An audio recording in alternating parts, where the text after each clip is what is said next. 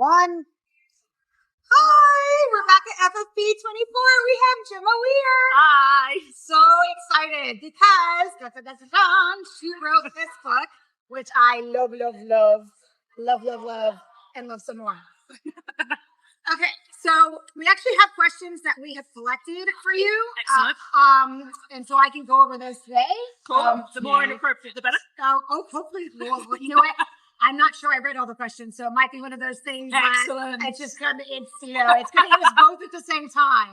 There was a really good question last night in the authors panel, and I think I'm gonna ask you that one as well. Okay. And I'm sitting there going, there's a stream on Instagram because it takes forever to go live on Instagram, and I'm sitting there pressing go live. Well, do you know what? I didn't even know you could go live on Instagram. You so can. There you go. And it's a thing. It's like, wait, so I'm streaming on 9 different platforms. Okay. So, or actually 8 different platforms today. So it's Are there 8 platforms? there are lots. So like, okay, so they are a combination. So like 3 Facebook groups, Oh, okay. Facebook page. I was thinking about saying there's like 8 social medias because now I'm missing yeah. 3. I'm like, I'm on 3.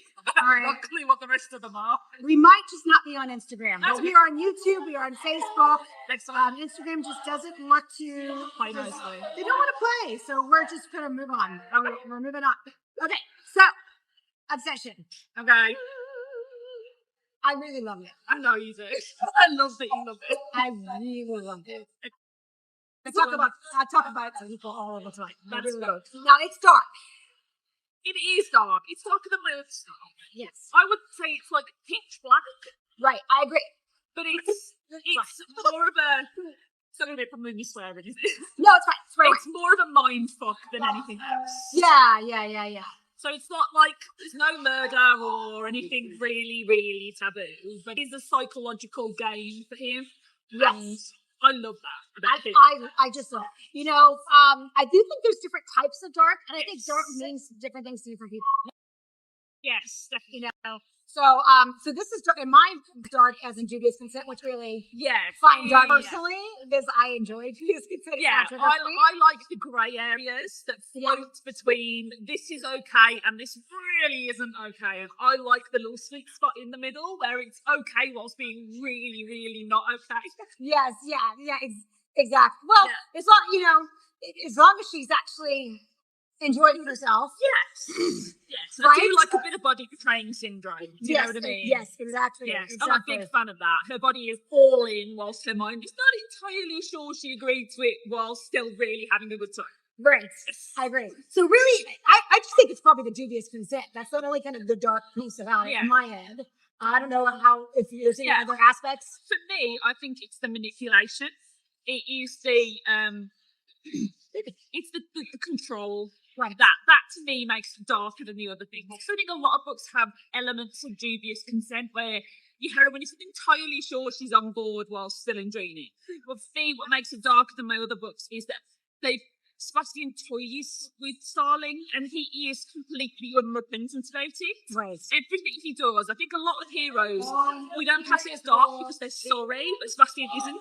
No, he's not. Not at all. He has he's absolutely no apology. He doesn't think he's done anything wrong. He's done what he needed to do. He's quite delusional, actually, in a way. But it's he's good. Completely delusional. He is waving his red flag with pride. Okay, so the story, you want to say what the story is about? Okay, so the story is, in a nutshell, that a boy called Sebastian sees a girl called Starling and completely, obsessively falls in love with her. And it's less love and more compulsion. She's his, and that's it. And it's just like it's a fact. Yes, yeah. There is no fact. question. Like the sky is blue, she's mine. There's no other antics or buts. Yes, no, completely not. It's literally she is his, and that's that. Right. And there is no alternative. And they're in a very elite high school where the freshman intake, they are untouchable by the rest of the school. So he can't speak to her, he can't interact with her, she's nobody to him until she starts her sophomore year, which is when the story starts essentially. And then it's him taking over her life completely. Right. She's his, and that's that. Right. So he takes her into his world, and she's not a massive Yeah, exactly. And so it's the cat and mouse. It's the chase that spans over a period of like 3 years. And yeah, it's a mind fuck. It is. It's actually quite funny in a way that everybody knows that she's his girlfriend, but her. Yes, she's completely. Everybody knows yes. that she's meant for him and that she's his future wife. Yeah, except for her, she has no idea. No. And even like his family and everything, and like he's from a very affluent family, very well off. And it's not. I mean, it was an expectation of him that he would have a politically arranged marriage within another rich family to create bonds and merge companies.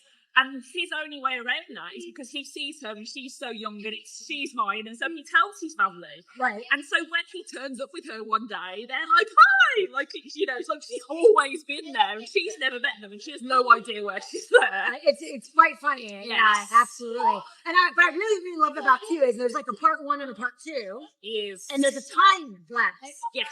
And I'm not typically a fan of time lapses, but this was done very well. You. And where I didn't care. I just wanted to know, oh my gosh, because I don't want to spoil anything.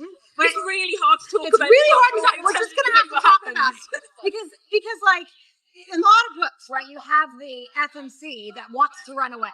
Yes. But it never happens. Mine do. Mine and I love that she got away from him. She really did. And she fucked him over so royally. I know. She finds the only person that's on her side and she uses him as a shelter. Yes. And I adore the fact that her dad is the only person who stands between her and this very rich, very influential person and goes, no, you can't have her. No, she's not yours. Go away. Yes. And he shelters her, and I adore that relationship. I loved it. It was like that hoo-ha moment. Like, yes. Come on, go. So then part 2 happens, right? That's in part 1. Then part 2 happens, and you're like, where's this? What's going to? Because obviously the story's not over. We have half of a book left. Yes. So something's going to happen where she's going to get drawn into his web, and you can see it start to happen. Yeah. And you have an idea as the reader what's going on, but it's not predictable. It's great. Thank you. And then it's just there's the drama. I love drama. I love the drama. The kitchen scene where she's realized that she's been manipulated again. Yeah, she got out of it, and now it's happening again. She's been there for 2 days at that point. She's been in that house for 2 days, and she has absolutely no idea. And like, even as I'm writing it, I was excited about going. It's so how good. can I make this as so fucked up as possible? It's so good. It's just the drama. You know, so she's got no idea that she's been completely manipulated into his web again after being away. Yeah. You know, and then the moment happens and she just crumbles. And then that's when I work with the other guys too. Because because they start to realize this is messed up. Like, I think we've really done a doozy on this girl. One of my favourite scenes is where she is with, I think it's Clay, and he's escorting her to class. And she just has this come to God moment where she just literally verbal diarrhea when she's like, you know, is this okay? You've left me with him. He could have done anything. Are you all right with that? You know what I mean? He's right. It's like, is me saying no, like no longer, and he shoots the rules, not why. And I think like he had this sort of like light bulb moment where he suddenly realised, oh my God, what the hell have we done? Yeah. Like, we are so used to getting exactly what we want. Yeah. That we don't We've broken this woman. Yeah, we've broken her. We've done. Yeah. And I think for the series as a whole, and I never wrote Obsession to be a series. Obsession was always going to be a standalone. Just a standalone, yes. Because it was really dipping your toes the first time into that dark. Very much. Like, but you're really good at it. Thank you. You're very good My wheelhouse is top cheek, alpha male, like, love at first sight. Do you know what I mean? It's not dark, and it's all about the sex, and it's all very over the top. It's all done in a very light-hearted way. Right. And I've always... A bit sweeter, right? Yeah, it's much sweeter. They worship it. I mean, with the books, it's still that sort of first, oh my God, she's mine moment. Right. But then they want to worship them and covet them, and they want to protect them and, you know, put them in a little bubble and get them pregnant and, like, they all baby. Yeah. And I always wanted to write darker, but I wasn't sure whether my audience would get it. Right. And then I was invited to do the anthology. And I was like, do you know what, sod it. Like, this is my opportunity to do something that I really want to do. that maybe my readership won't get. Right. But when you put it in an anthology alongside Sam Mariano and who else was in there? Lucy Sloan was in there. Do you know what I mean? May Sabers and Darcy. And you put it in that platform and you put it alongside those, and suddenly it's not Gemma Weir, the fluffy little instant love. It's Gemma Weir, the psychotic red flag. But it works because you write really something for everyone in the romance area. You know what I mean? Yeah. Right? So like someone might not be into dubious consent, but then you can say, may try them not into this. Yes. You know, or someone series as well. That was like my first tiptoeing into the alpha male thing. Right. And it all really started because I couldn't find the books that I wanted to read.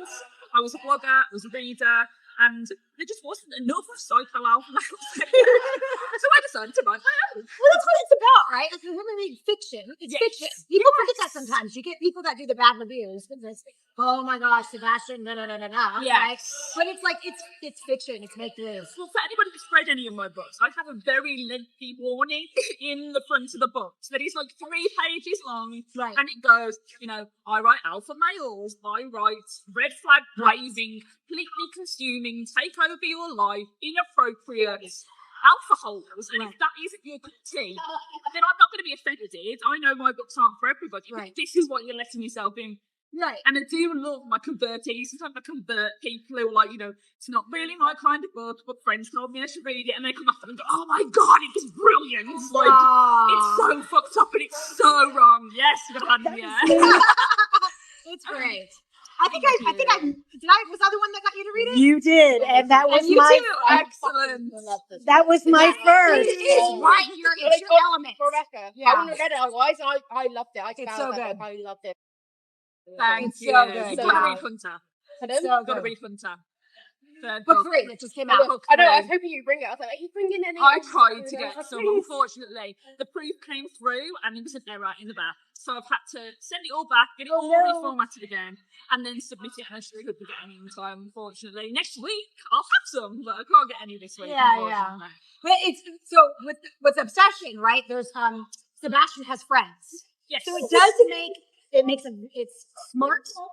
It's logical for you to do a book on each of the friends. Any book I write, I always write myself the opportunity of books. Yep, Because I just smart. think that's smart. the best way to be. Do you know what I mean? Like, establishing a career as a doctor is having a good quality back catalogue. And so if there's an opportunity and there's enough need, then I always leave myself an opening to write more books. But I never wasn't my intent when I wrote Obsession.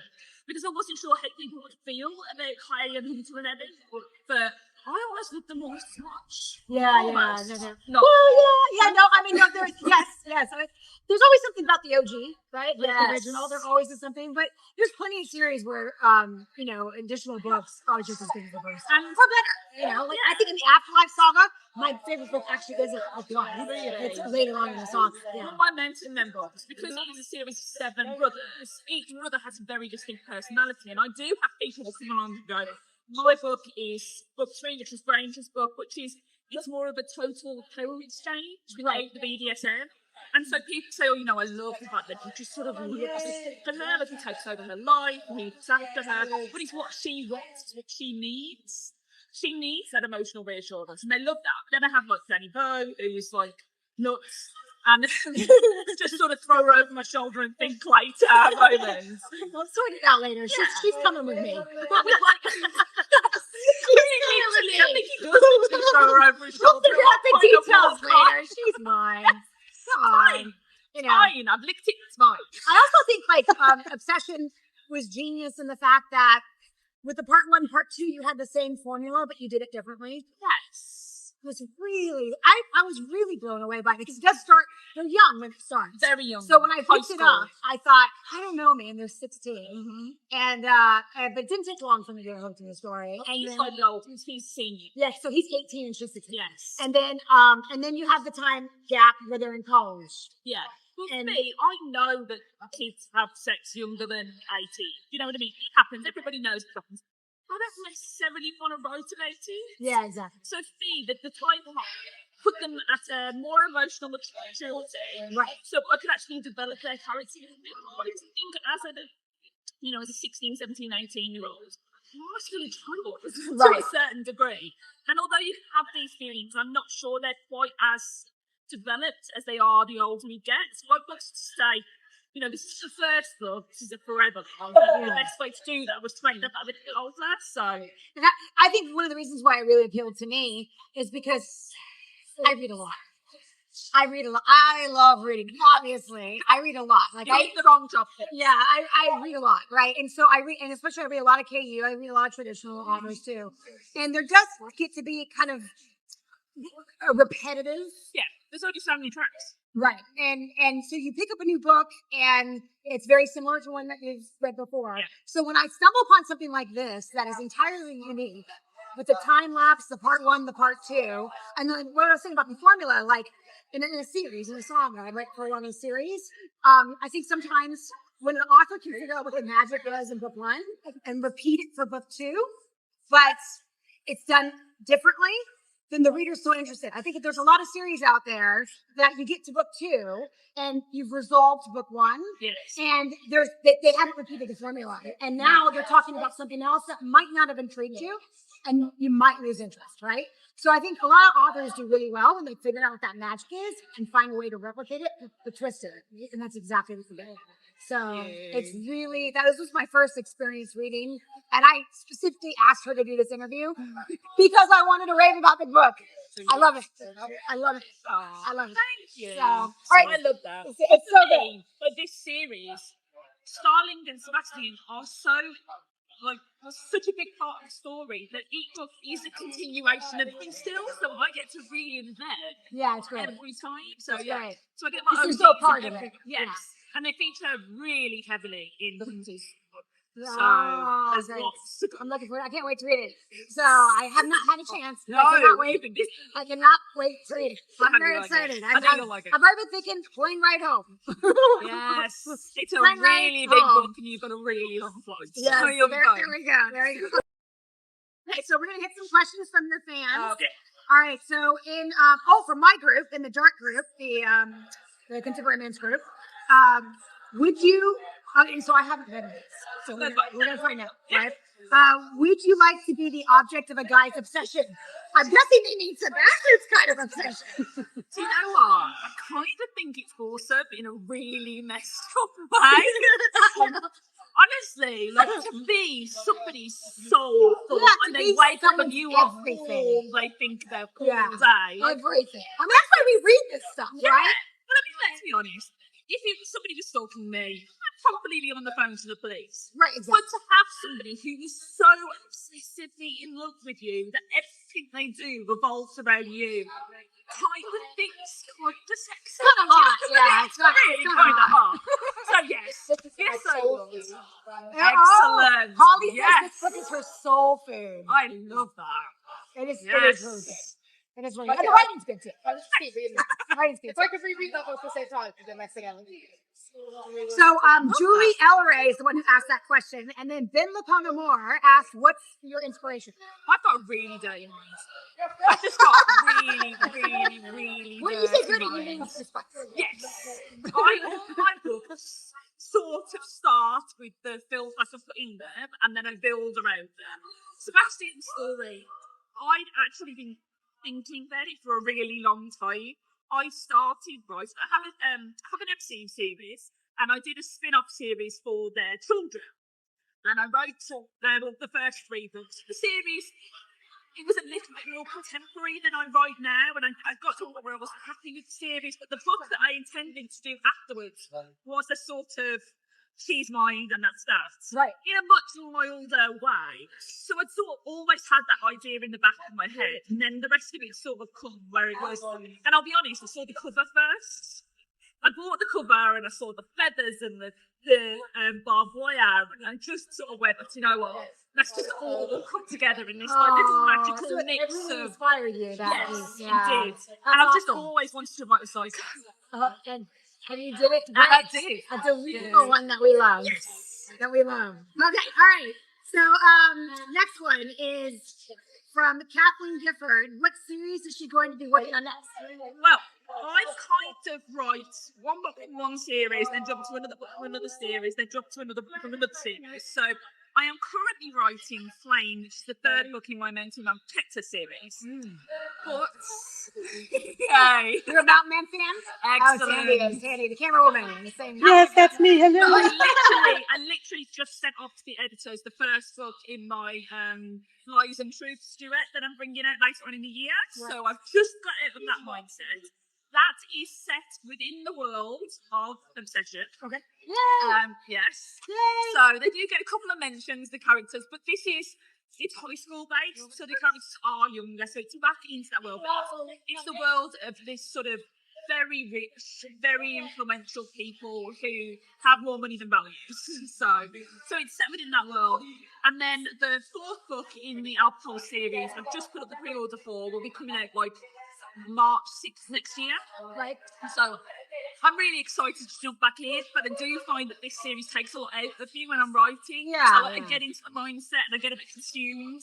Sure. And the books keep getting bigger and bigger and bigger because I can't stop writing. Oh, wow. So like Obsession's 110, Obligation's 125, Obliterate is 155. That's the number of words. Yes, Thousands. 155,000 Yeah. words. So it's so funny. Author talk. They say words.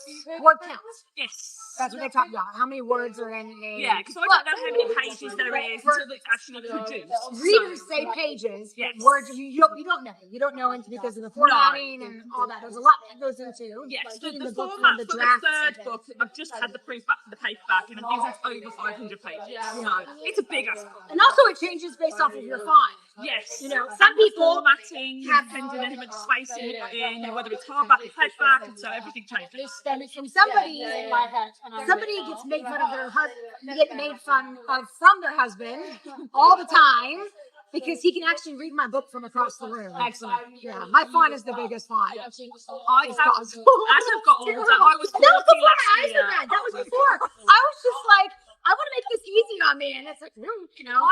I've done my shoulder in all the typing, so I need it as small as possible that I can still see, so I haven't got a swipe when it's on. You know what? I have texting fingers, so yeah, it's they pop and stuff. I'm at the point now I have to do everything in voice. Well, you can get those things like you plug into your computer and then it's you push the button and it turns the page for you. Oh, that's man. I want one. I need to think about that. I don't know if it would still be a problem because it's movement still. I mean, they're really good.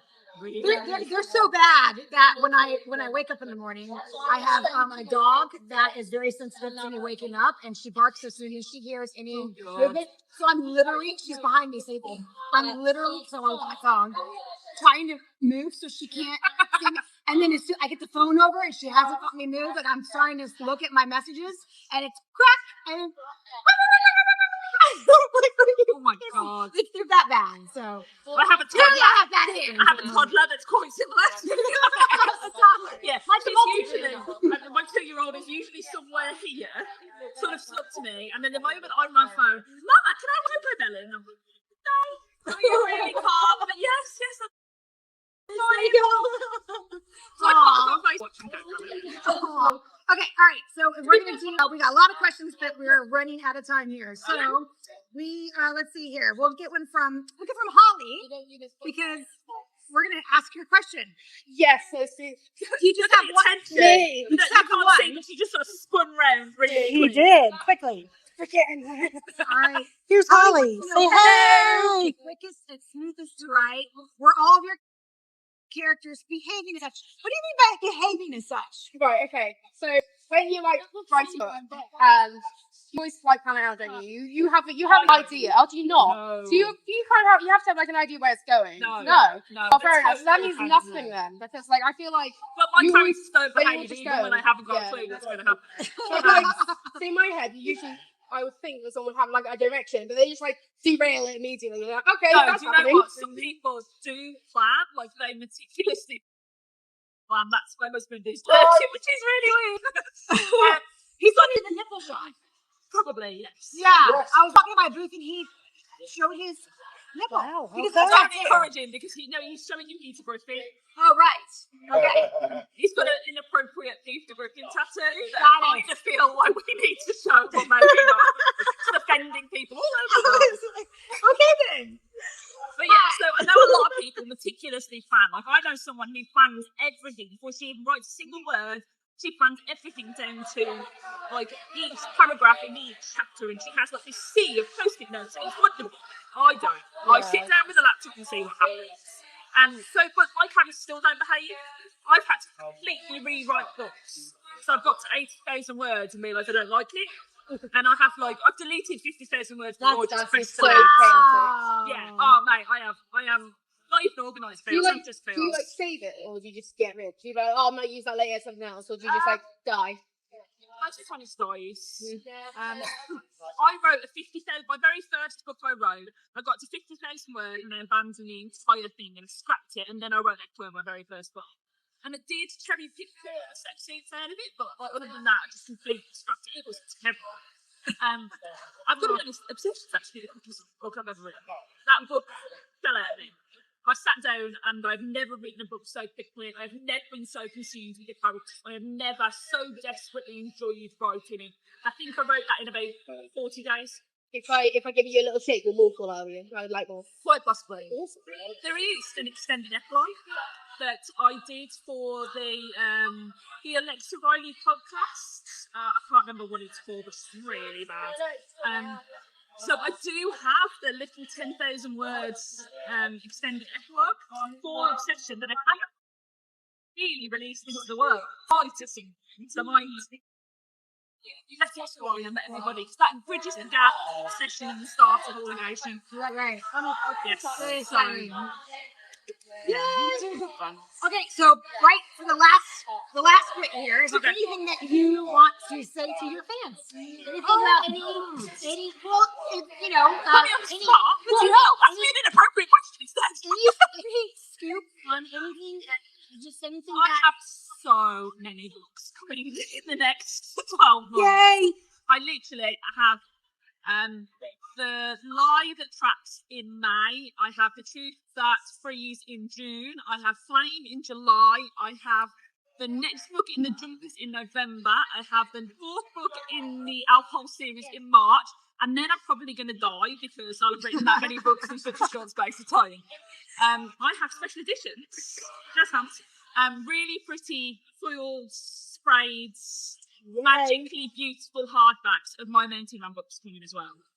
And they're beautiful, and I'm going to probably die by the time I've sorted all them out, because I've got to have about 800 books delivered to my house. Oh my gosh. But yeah, I just want to say thank you. And for you, I can't believe you love it so much, and I love that you love it so much. I love it. Obviously, I mean, you can tell. I love that you love it so I love much. it. I'm and I very had somebody come up where you love it too. Yes, I do. Yes. I had somebody come over because Holly Holly recommended a book. So I've already had 2 people today come and grab a copy of Obsession, and I love that everyone loves it so much. And I love that I get to continue to live in the world of my own creation full of psychotic alpha. That's the best. We're glad too. We're very glad. For sure. Wow. Thank you so much for coming on. Thanks for having me. I feel like I need to be like, thanks for coming on to the show. The FanGrrrl show. We just really appreciate it so much. Thank you. So much. So, I'll let you get back to your queue. We'll get you unmiked. Yes. So that you can do that. And because you've had a lot of people come by today. It's been a bit mental, which is lovely. I like it when it's busy, but the doctor is killing me. I bet it is. And it's ambulance. Are you going to the ball tonight? No. Oh, no. Not. I know. We went last year and got absolutely hammered. I was just Like, I was doing the Macarena in my slippers, in a ball gown, with a candle between my boobs. That's where we were. that level of drunk. Oh my goodness. Yeah, so I was like, spring break. Yeah. But no, I'm going to go home because my children are with my mom, so I've got to go and be a parent, which is a bit of really sober parent. Disappointed. Well, we'll miss you tonight. For sure. So, but thank you so much for coming. Thank you. I really appreciate it. It's just so awesome. Oh, you should take some of the stuff if you want. I've got bookmarks. I'm taking some. You might take No, three. don't tell us. Take bookmarks. Take 4. We have plenty. There you go. Thank Oh, you. look. Take a magnet for the refrigerator. You have all kinds of cool stuff. God, hey, Francie, you got this one to bed. Honestly, I've had so many people volunteer to help. It's insane. Oh, I know. I probably have 6 women that are like full time when they're not working, volunteering. This one here made all the sweets. 6 hours. 6 hours to make all these. I love the fact that all of them are coloured. I know she did it. She picked the colors to match. She put this book together to show everyone what the book is about. Take that one too. Yeah. I love fruitellas. Taking all the time. If anyone wants any of the fruitellas, they'll be at my time. 43, just saying. Advertise for us. No, I've just been, I've been very blessed, right? And just a lot of people helping. So Love it. all volunteering. All volunteering. That's the good community. Yeah, people think and then it goes. But just like me, like this has been a hobby for me, and I love on books because Loads of love. I've lost. yeah, I've read 30 to 40 books a month yeah. and loved it. And then literally an author suggested I should start writing. She read my review of her book and she's like, "What have you thought about it?" And I'm like, "No, I've always wanted to, never really thought about it." And that's where that came. Such a cool story. Yeah. All right. Excellent. Thank you very much. No worries. Thank you. Okay. So what I'm gonna do, we're gonna get to my mic. Yes. We have 3% left. Yep, and we're gonna charge our phone. So we'll be back in 30 minutes with we don't even know who's next. Who's next? Hannah Hayes. Hannah Hayes. Bye guys. Bye-bye.